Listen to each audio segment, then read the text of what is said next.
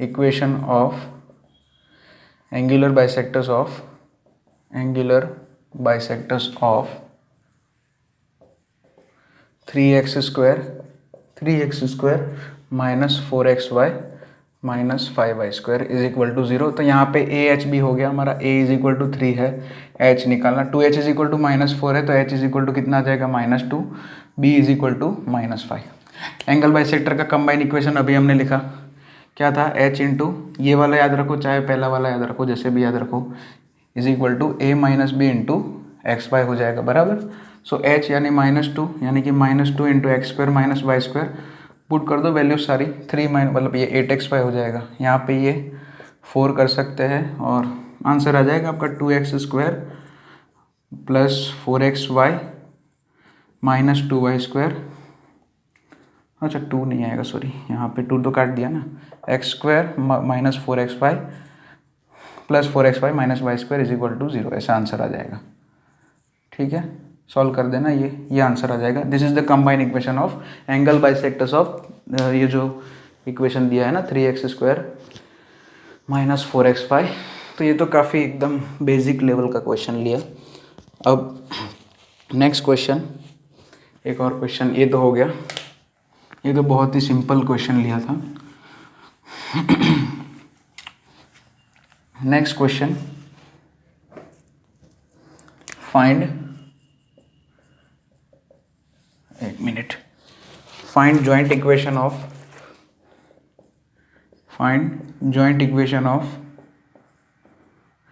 Angular bisectors of angular bisector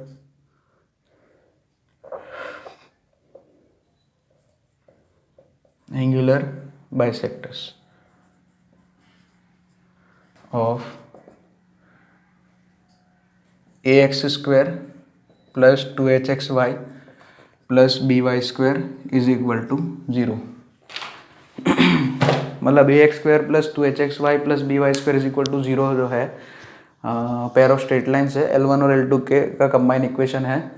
तो उन दोनों के एंगल बाइसेक्ट, वो जो दो लाइन है L1 और L2, वो दोनों लाइन के एंगल बाइसेक्टर्स के जो एंगल बाइसेक्टर्स जो है B1 और B2, उनके भी एंगल बाइसेक्टर निकालने है ना, उनके एंगुलर बाइसेक्टर निकालने, मतलब इसके जो एंगुलर बाइसेक्टर है मान लिया B1 और B2, तो वो B1 और B2 के एंगुलर बाइसेक्टर निकालने। जैसे मान लिया ये L1 और L2 है, ठीक है, जिसका कंबाइन इक्वेशन ये है ax square plus 2hxy plus by square is equal to 0 करके, उन दोनों के बाइसेक्टर ये आएंगे, जैसे मान लिया ये B1 और ये ऐसे B2, ठीक है। तो हमें B1 और B2 के एंगल बाइसेक्टर्स निकालने, तो सबसे पहले हम B1 और B2 का कंबाइन इक्वेशन निकाल लेते हैं, जो कि हमें पता ही है, निकालना नहीं है वो तो हमें पता ही है क्या है वो। सो B1 और B2 का equation h into x square minus Y square is equal to a minus B into x y. So थोड़ा इसको सिंप्लीफाई कर लेते हैं, जैसे कि एच एक्स स्क्वायर और ये इधर भेज दो, तो a minus B into x Y minus H Y square is equal to 0। अब हमें ये B1 और B2 के इक्वेशन है, ये B1 और B2 का कंबाइन इक्वेशन है, सॉरी, तो हमें ये जो इक्वेशन है उसको अभी देखो, अब जो है इसको हम जनरल इक्वेशन मान लेंगे, मतलब इसको जो है अब हमें इसके बाइसेक्टर निकालना है। ये जो इक्वेशन है ये फॉर्मेट में ऐसा इक्वेशन है, ये कंबाइन इक्वेशन है B1 और B2 का, तो हमें B1 और B2 के एंगल बाइसेक्टर निकालना है। जैसे कि मान लिया B1 और B2 के बीच का एंगल 45 होगा, तो जैसे मान लिया एक बाइसेक्टर, जैसे मान लिया उसको बोल दिया B3 45 डिग्री पे, है ना, 45 डिग्री, और दूसरा बाइसेक्टर मान लिया B4 ऐसे यहाँ पे आ रहे हैं। तो ये B3 और B4 का कंबाइन इक्वेशन निकालना है। तो कुछ नहीं है, इसको अभी यहाँ पे कैपिटल A बोल दिया, एक्स स्क्वायर का कोफिशिएंट मतलब कैपिटल A, यहाँ पे जो है A का काम H कर रहा है, फिर कैपिटल B क्या हो जाएगा, कैपिटल मैंने लिया क्योंकि स्मॉल A और स्मॉल B यहाँ पे यूज़ हो चुका है, इसलिए मैं कैपिटल A कैपिटल B लिख रहा हूँ।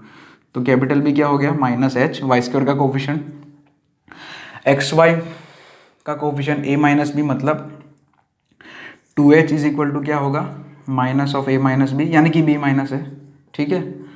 तो H की वैल्यू क्या आ जाएगी भाई, B माइनस A अपन 2। अब क्या करो, ये ए बी और एच की वैल्यू ये इक्वेशन में वापस रख दो, है ना। इन दोनों के ये जो है B1 और B2 उनके एंगल बाइसेक्टर का इक्वेशन कुछ ऐसा होगा, h इंटू एक्स स्क्वायर, क्योंकि ये भी होमोजीनियस इक्वेशन है ना, इसलिए इज इक्वल टू, बस यहाँ पे खाली फ़र्क क्या है कि कोफिशिएंट्स अलग अलग है।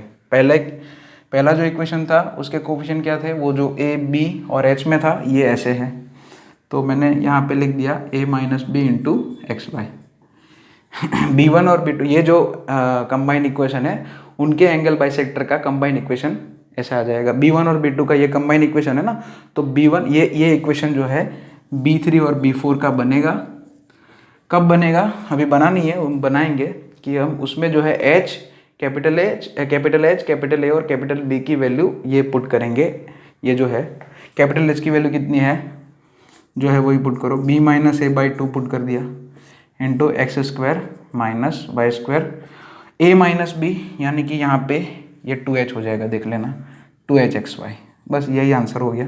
थोड़ा सिंप्लीफाई करना चाहो तो कर सकते हैं, यहाँ पे 2 इधर भेज दिया, और b माइनस से मल्टीप्लाई करना चाहो तो कर सकते हैं, तो अपना आंसर आ जाएगा b माइनस ए इंटू एक्स स्क्वायर, 4hxy को इधर भेज दिया यानी कि 4hxy, और minus of b minus A into Y square is equal to 0। तो ये हमारा आंसर हो गया। ये B3 और B4 का कंबाइन इक्वेशन हो गया, है ना। b माइनस ए into x square minus 4h, ना क्वेश्चन का लैंग्वेज अच्छे से पढ़ो। Find the joint equation of angular bisectors of है ना, इसके एंगुलर बाइसेक्टर उनके एंगुलर बाइसेक्टर का जॉइंट इक्वेशन निकालना है, तो ये ऐसे बनेगा, ठीक है। Okay, next question.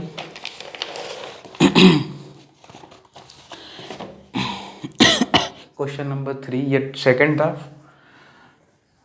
चलो क्वेश्चन नंबर 3 करते हैं। अभी थोड़े ट्रिकी क्वेश्चन और 2-3 देख लेते हैं ना।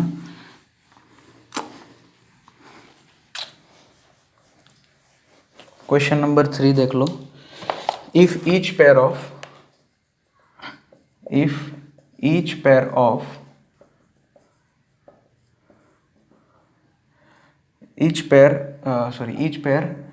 represented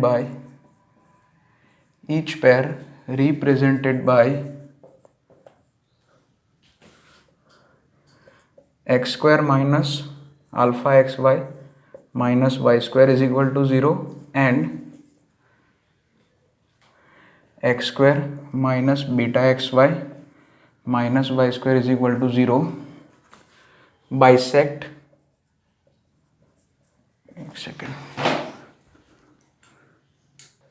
जैसे कि क्वेश्चन क्या है यहाँ पे, if each pair represented by x square minus alpha x Y minus Y square and x square minus beta x Y minus Y square bisect between each other pair, ऐसा लिख लेना, each other pair, then find the required condition. अब इसका मतलब समझते हैं क्या लिखा है ये।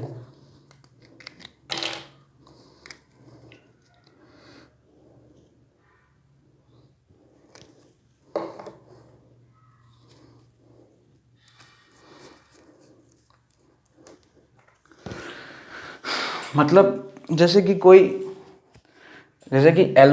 ये L1 और L2 रिप्रेजेंट करता है। जैसे कि यहाँ पे कोई भी दो स्ट्रेट लाइन है L1 और L2, वो उन दोनों के बाइसेक्टर B1 और B2 है। तो ये तो कोई पर्टिकुलर केस में होता है कि B1 और B2 भी L1 और L2 को बाइसेक्ट करे, है ना। कौन सा पर्टिकुलर केस होता है, अगर L1 और L2 आपस में म्यूचुअली परपेंडिकुलर हो जाए, है ना, कि L1 और L2 मान लिया आपको दिए है, L1 और L2 दो लाइन्स आपको दी गई है, उन दोनों के बाइसेक्टर्स है B1 और B2 मान लिया, तो L1 L2 के बाइसेक्टर B1 B2 है, लेकिन B1 और B2 के बाइसेक्टर्स भी L1 और L2 कब होंगे, जब L1 और L2 आपस में म्यूचुअली परपेंडिकुलर हो।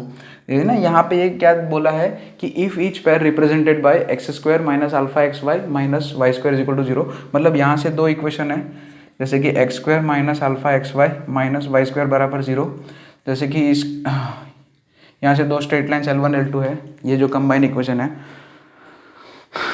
उसकी दो स्ट्रेट लाइन L1 L2 है, और दूसरा जो इक्वेशन है x square minus beta x Y minus Y square बराबर 0, वो इनके बाइसेक्टर का इक्वेशन है, मान लिया B1 और B2 का।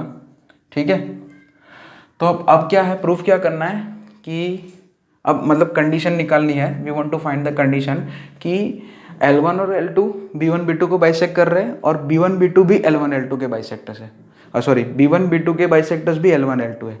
सो L1 L2 bisect B1 B2 and B1 B2 is also, है ना, वाइस वर्सा है, ईच अदर, है ना, यहाँ पे ईच अदर, दोनों एक दूसरे को बाइसेक्ट कर रहे हैं, है ना, दोनों पैर एक दूसरे को बाइसेक्ट कर रही है। तो अब देखो कैसे काम करेंगे यहाँ पे। सबसे पहले यहीं से शुरुआत करते हैं, जैसे कोई भी इक्वेशन से शुरुआत कर सकते हैं कि भाई ये जो है कंबाइन इक्वेशन L1 और L2, उसके बाइसेक्टर्स ये है। ठीक है, तो इसके बाइसेक्टर्स लिखते थे वो वाली हमारी फॉर्मूला से। कौन सी फॉर्मूला थी?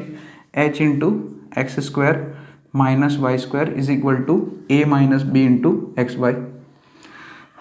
अच्छा, ये स्पेशल केस है वैसे भी कि ये ऐसा कब होगा कि L1 और L2 परपेंडिकुलर, तो वो तो है ही, दिख रहा है आपको, L1 और L2 परपेंडिकुलर है, B1 और B2 भी आपस में परपेंडिकुलर है। वो कैसे पता चला? एक्स स्क्वायर का कोफिशिएंट बोलो 1 है, वाई स्क्वायर का कोफिशिएंट -1 है, बोलो कोफिशिएंट ऑफ एक्स स्क्वायर और वाई स्क्वायर बोलो सम 0 है, इसलिए L1 परपेंडिकुलर टू L2, तो वो तो दिया ही है।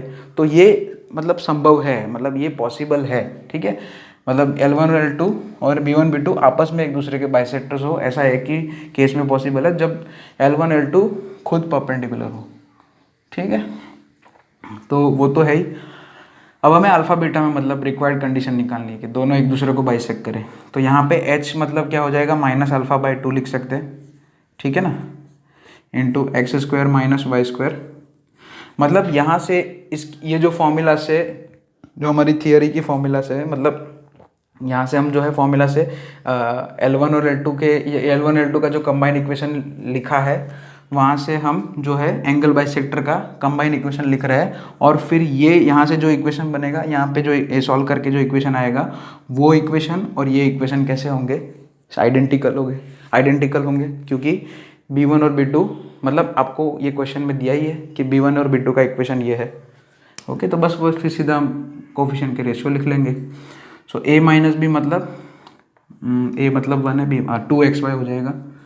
तो यानी कि आपको यहाँ पे क्या मिलेगा, यहाँ पे 4 उधर भेज दो, सॉरी 2 उधर भेज दो, तो 4 हो जाएगा, यानी कि -α(x²) minus plus α(y²) is equal to 4xy।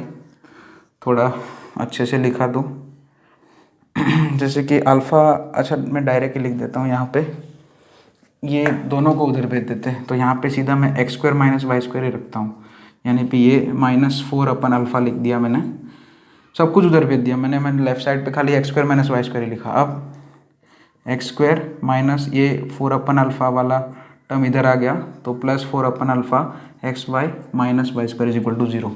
मतलब x² minus alpha xy minus y² is equal to 0 L1 और L2 का कंबाइन इक्वेशन है, उसके एंगल बाइसेक्टर का कंबाइन इक्वेशन ये आएगा। ठीक है, वो थियोरी के हिसाब से। अब क्योंकि ये इक्वेशन और ये इक्वेशन आपस में आइडेंटिकल हो जाएंगे, क्योंकि ये भी आपको दिया कि B1 B2 का B1 और है ना B1 B2 का कंबाइन इक्वेशन है। ठीक है, तो बस आप जो है सीधा कोफिशिएंट्स कंपेयर कर सकते हैं, है ना, direct you can compare the coefficient. Okay, a minus b, हाँ